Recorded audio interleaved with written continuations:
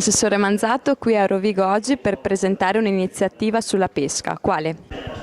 Sì, è un'iniziativa legata al progetto Dal mare alla piazza, è la terza iniziativa che stiamo facendo dopo aver fatto quella di Treviso e quella di Padova. Oggi siamo a Rovigo, presentiamo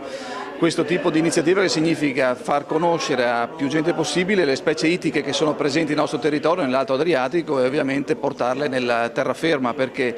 la maggior parte dei consumatori veneti non conosce le produzioni dei nostri pescatori, la qualità, e vorremmo invece che sia più diffusa possibile perché possano usufruirne sia conoscendone la qualità che anche nel momento in cui si consumano questi prodotti sapere anche che sono prodotti di primissimo livello che in qualche modo sono anche un fiore all'occhiello della regione del Veneto. Chi parteciperà a questa iniziativa insieme alla Regione? Ovviamente parteciperanno i pescatori, le cooperative, partecipano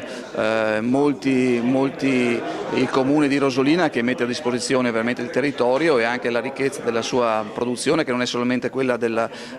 ittica ma anche quella orticola, quindi ovviamente stiamo mettendo insieme attorno a questa organizzazione le più eccellenze che ci sono nel territorio. È un'iniziativa però che